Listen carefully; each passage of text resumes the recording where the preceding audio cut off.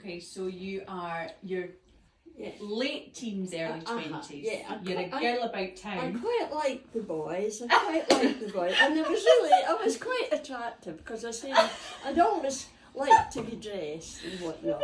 Anyway, come here. As you're receiving the release. Stage right. I would get to, there was registered dancing in the City Hall on a Monday, and you got a ticket book, or you got a wee book as you went in with 5 tickets on it, and you could go up and ask the guy. With 5 dances, you got to choose your partner. What? It was Good good. to pick, a Yeah, partner. so if you really fancy somebody, it was really good, you know. And that was on a Monday night. That was Monday night, registered dancing at the City Hall. So I would maybe. So the City Hall that is now nothing but the building's the still building. there. It was a brilliant floor. It was great dancing. It was always packed. It was on the Saturday as well, but the salutation you were allowed to when you were 18. So I would quite fancy. I never met any nice Catholic boys. I just didn't seem to meet them. So I was forever just meeting somebody that I really thought, oh, he's smart. And I'd let him take me home, and because it was just Scott Street, and then maybe the pictures on the Monday night, and then I'd come back and say, oh, what the fancy. My mum was fed up. She enjoyed waiting up my Saturday night to see all my, because I would just blab out all my story. Oh, he was lovely and he done this Oh, and that's she nice. So then, What age are you here now, Grandma? I'm 18 now. Right, okay. But, Wow. well, between 16 and 18 I would So go to the City Hall. What did you drink alcohol when you went out? No. No, was that not really That wasn't the thing. No. The guys on a Saturday when I was 18, and the guys like Stan Wheeler and his pals, they would come into the pub at 9:30 into Sally with a good drink in them, and that was it. And that was on till 11 o'clock. But that was, that went on with them. I didn't really listen into that crowd at that time. But I would meet somebody I would fancy, and I would go out with them Monday. And for some reason or other, I got engaged twice in 4 years. What? Before Grandad? Mm-hmm. Did you? Two other men. That's how he wouldn't give me a ring. Did not Because he know says that. he didn't bring you any luck. So he was literally your No third time wasting lucky. money. Aye. Mm-hmm. So who was the two Well, others? I met this Ian Downey from Ochterarder. He was a farmer's son. And he was lovely. A bit older than me, but he had a car. So I met Ian. And then Ian went away, and then, he was getting called up to the, I think, farmer's son. Some people at that age, when you were 18, you got called up to the army. You had to go, whether you wanted to or not. Stan didn't have to go, because I don't know if it was put on or not, but he says he had a perforated eardrum. He didn't hate to go to the army. He wasn't, but some of his pals were in the army. But anyway, I fell for Ian Downey, and then we got engaged because he was going to be at the army. And my God, it was a wrong thing to do, because there was I trying to stay true to this guy that I'd just got engaged to, and he was away in England somewhere. So that didn't last long. And did you So write he to each got other? a Dear John letter, yes. I did. What's a Dear John like? You out. It's over. That's over. So he got that. Because back then, guys, there was no other way of communicating, was there? social And media. then I met in with this Jimmy McIntosh, and Jimmy was lovely, but he was a lot older than me too. My dad didn't like him. So, but I got on great with Jimmy. I must have been about 19, 20 at this time. Jimmy gave me an engagement ring, and I just got fed up with him. I think he was just too old for me. So did either of those guys ask your dad for your hand in marriage? Hand in marriage. Oh yeah. Oh, they did. Uh-huh. So Yeah, that but is you had formal. to. Oh, you had to, yeah. And they Right. agreed. We weren't very happy about it, but and And then then you ditched them both. He got a Dear I just- John, did he? Aye, I just finished up with Jimmy.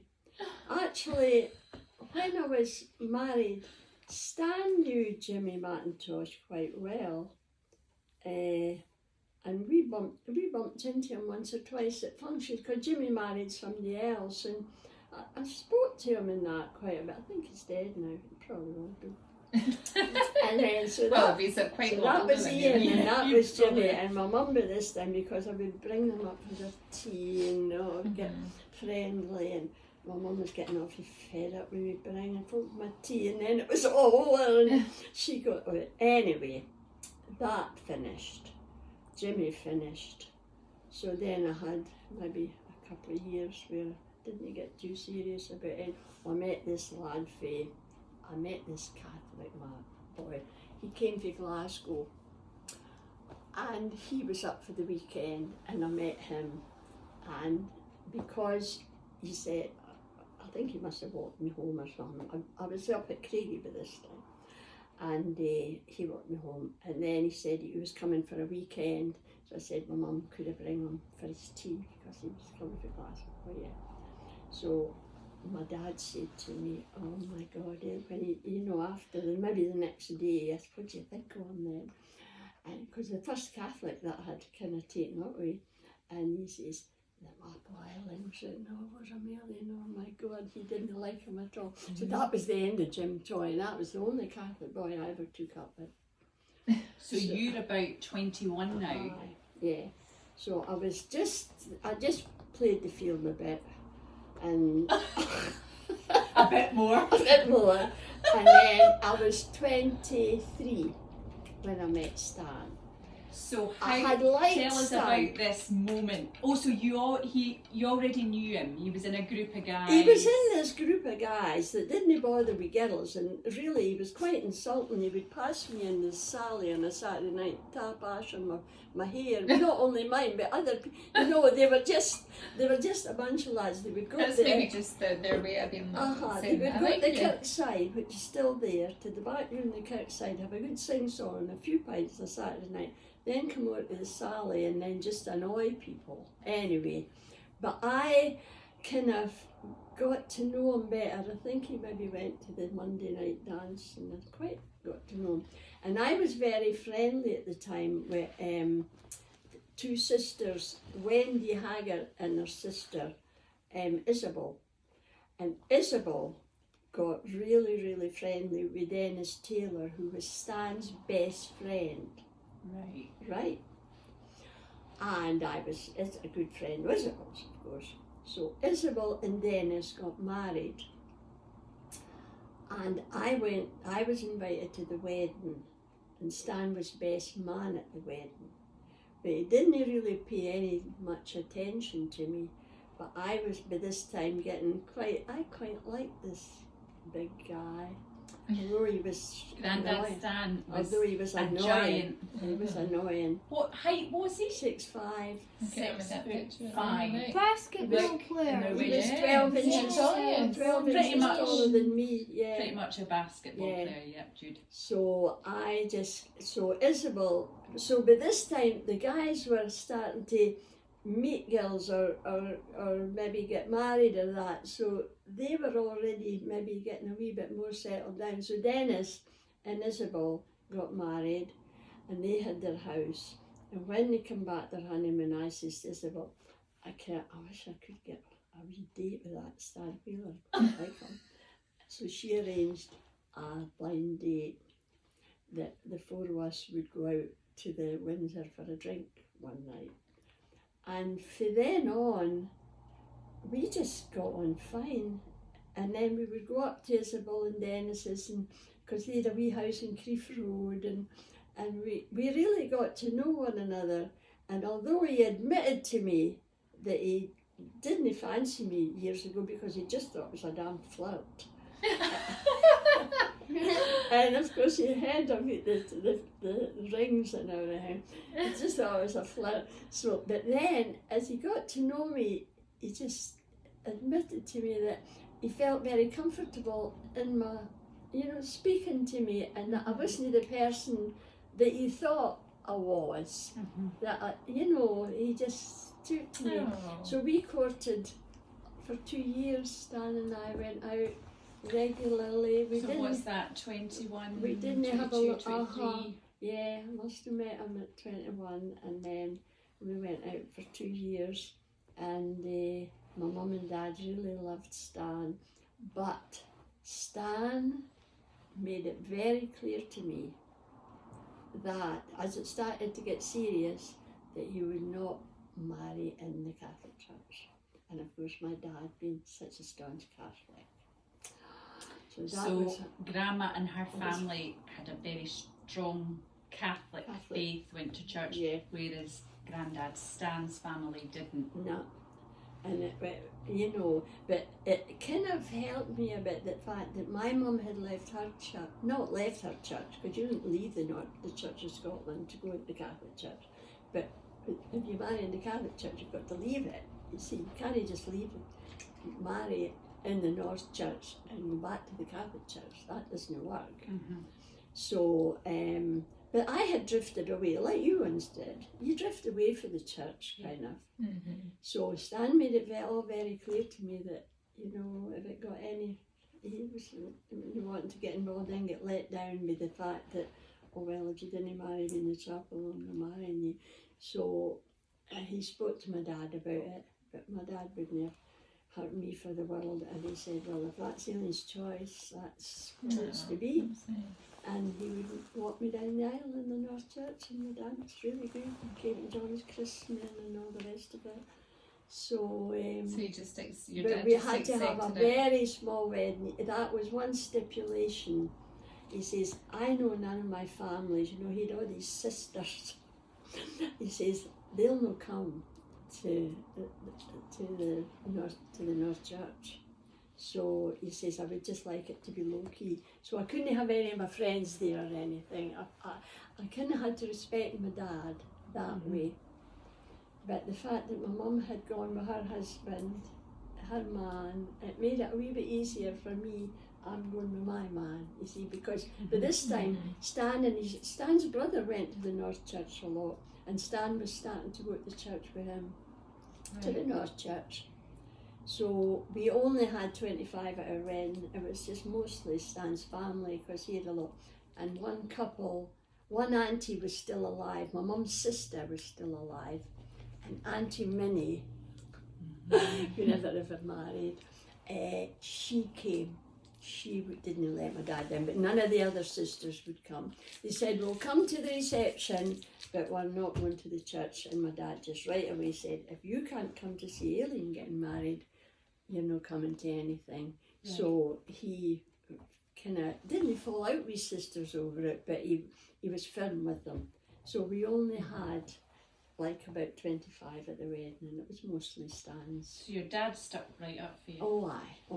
My dad, see, Whatever Aileen, he put me in front of the church on that occasion. Yeah, he had to get kind of permission, some kind of dispensation or something or other, to go through the service with me at a Protestant Church of Scotland. But he still remained a good Catholic, so he was all right. But I was banned. And did you have a honeymoon? We had a 4-day honeymoon in Edinburgh. Oh. It was lovely. And we went back to the very same hotel 40 years later. It was a Ruby wedding, and we thought, I wonder if that West End Hotel in Palmerston Place is still open. It was down at the Newmarket end, right along the far end of Princess Street, Newmarket, right to the right. We had a job finding it, and we went there, and it was still the West End Hotel 40 years later. And it was this guy who served us. We went in for a bar lunch, and we told them that we had a honeymoon here 40 years ago, and we ate a lovely lunch. Bloody hell, he charged us for it. We thought, he thought this was wonderful, us coming back 40 years later. He charged us for the lunch. I always remember that. Yeah. Would that still be there, that hotel? Well, it was 40 years ago. That was how many years is that? 50. 40 Julie and I will years. look at It would be 2008. That would be. Okay, 40 so maybe years, still there. something like that. So did you stay at home, live at home until you married Grandad? Oh yes. Yeah. Oh yeah. question. Oh aye. There was no. That no. was just what you did. Oh And then no, where did you just had to sort of sneak a few kisses and hugs and well, when you could. And then where did you Oh, live? your mum and dad were going out for the night or something. Yeah. Where did you move to then when you got married? We had a little house in a sublet in Glover Street, which is still there. There's two So kind of Glover bungalows there in Street. Glover Street. Near Just along from the Booker's. swimming pool. Near Booker's. Yeah. Mhm. We had Mhm. there, and then Stan got a Jimmy Hosey house. Jimmy Hosey, there's a flat. It's still there yet, you know. It was above the workshop, and this old lady lived in it, and she died, and Jimmy Hosey done it all up, put in a lovely new bathroom and done up all the kitchen and everything, and we got that, and we got it at a very cheap rent. And so we moved into the high street then, the old high street, and we were there until John was 7, and then my dad, that was 1969, and my dad died in February 69. He was only 69-year-old, and so my mum was up there on her own, and we managed to, Stan was quite friendly with this councillor, John Stewart, and John Stewart tried to get us a house up at the Glens, and here we got Gary Place, and it was just just up the road from my mum, was just up the back of us, and we were there right until I moved here. So, Dad wasn't born in Gary Place, was he? No, he was born in the PRI and in the High Street. Right. So He you brought- moved to he Gary had Place. his first 7 years in the High Street. So you were 7 when you moved into Gary Uh-huh. Place, and you were in Gary Place for your whole entire life. 51 years or something like So take us back then to, you're in this honeymoon bubble. You are 23, 25.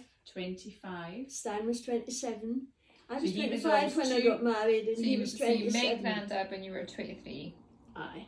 married 2 at years 25, before, Uh-huh. and so Grandad was already a plumber when you met him. Was he, Oh yeah, yeah, oh he'd like yeah. done all his Oh, training. aye, he and- was a plumber. And Aye. at what stage did you have a conversation about starting a family? We wanted to have a couple of years together Mm-hmm. to get some money, because after our honeymoon we had nothing. You know, we had, well, your parents paid for everything at that time. You know, they paid for your I think we had to pay for our own wedding album, and I think we just had enough for that. But you know, nowadays I think the couples pay for an awful lot. But And my you got mum and dad- married in the church across from the cinema. Yeah. And then where did you go? Where did you have your reception after? Waverley Hotel, Oh, okay. which is now Now a no. big church, and a big, Uh-huh. great big church now. Yes. It was lovely. It was Mm. 25, and we had a pianist, a friend of my dad's called Jen Philp, and of course all the Wheeler boys were good singers and that. So it was great.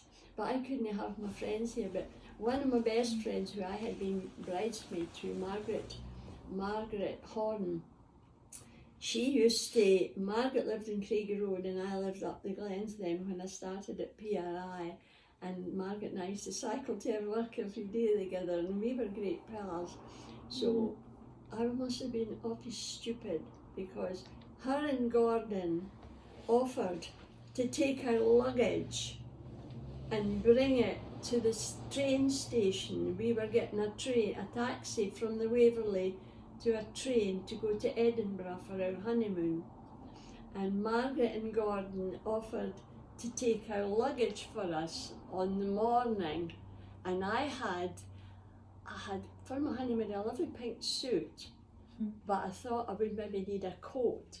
So Margaret took this royal blue coat that I had in the case and met us at the station and gave it over, and all folded up, the coat and whatnot. And when we got off the train at Edinburgh, I stood up maybe in the train to get off the train. We opened up the coat and it was full of confetti. They had packed it all. I mean, I should have known they would do something like this stupid. That's so lovely. And there was all this confetti in the compartment. Surprise! So we had 4 nice days in Edinburgh, and then we came back and to our wee place in Glover Street. And if you are around 27 now, did you have a conversation about starting a family? Yeah. We wanted to have 2 years. We thought to gather some money, you know, and get on our feet and get all the furniture and all that we wanted, because, well, I was working at PRI and Dad at plumbing. So we had kind of, I got pregnant in 1960. I got married in October 58, and it must have been about the spring of 60.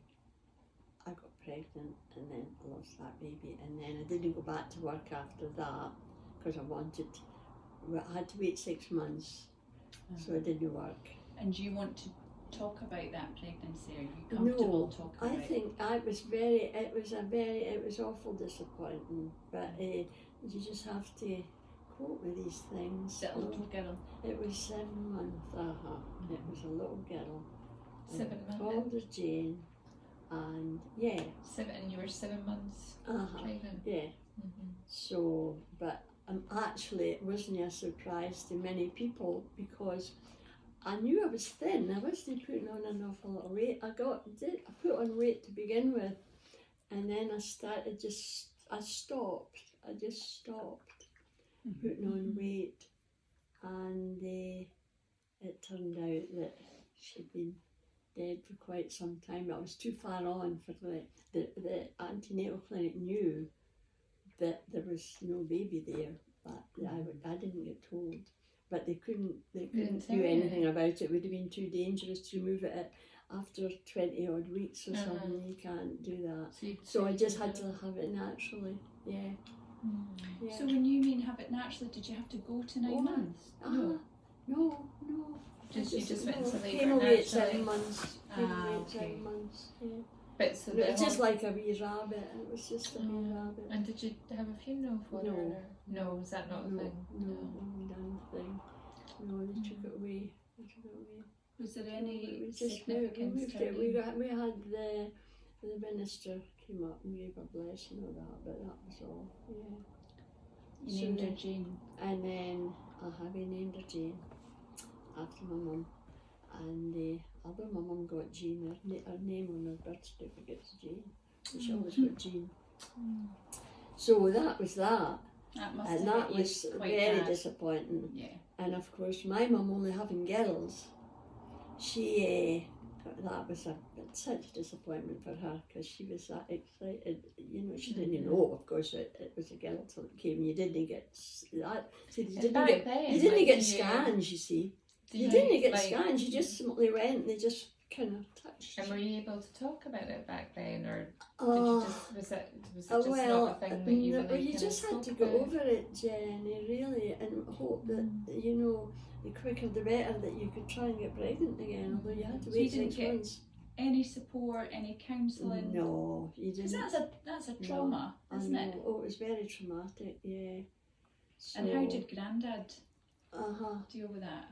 You must have been- Oh, terribly Did he get to disappointed. go in It was with you? terribly Did he get to go disappointed. in when it was happening, or did the No, guys not go in back? no, Was that not a thing? No. Mm. So, but no, it was terribly traumatic. But you had your mum is still alive. and My mum you was had still your mum. alive. Yeah. So then when I got pregnant again, she said, I hope it's a lassie again. oh, I said, look, it'll be what it is, whatever. She says, well, if it's a laddie, we're going to dress him in pink, she says. Stan was saying, I'll screw her neck. Be the price for her if she gets a red-headed laddie. Well, we got a red-headed laddie. And that's Murderland Part 2! I didn't, honestly, I didn't think it was mine when you showed me him. I So didn't We'll know carry that that on. Stan's Right. grandfather Hold Right. that was thought. red-headed. This is part 3 coming up.